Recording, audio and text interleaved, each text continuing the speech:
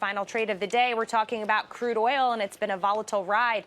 We've given back a lot of the gains that we've seen, and seeing some buyers get back into this trade just around that $45 mark. Grizz, this is a tough place to be when it comes to the oil trade. How do you want to react to this?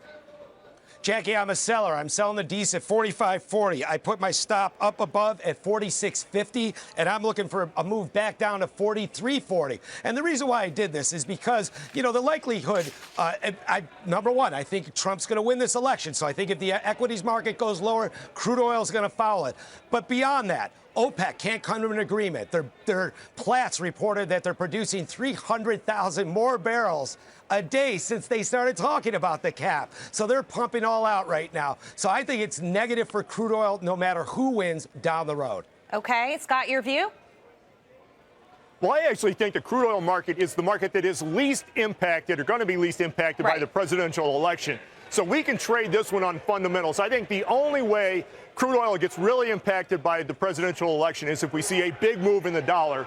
That would likely be a big move down in the dollar, which would actually support crude oil. But because it's not impacted by the presidential election, I am with Grizz. And so we can focus on the fundamentals here. The Secretary General of OPEC said earlier today in Dubai that they have to come to some sort of agreement at their meeting later this month. So the fundamentals right now for crude oil are just terrible. We have it coming out of our ears. So I'm with Grizz. I'd be a seller of crude oil here.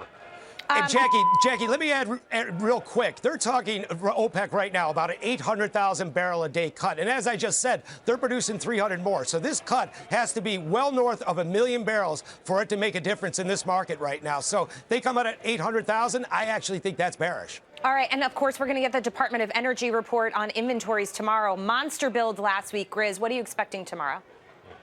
We are expecting more of a build tomorrow, Jackie, only because the summer's ended, refinery runs slow down, so they're not making as much product. Gasoline and heating oil, so crude oil starts to build up at that point. All right, so that starts to add steam to the thesis you already laid out.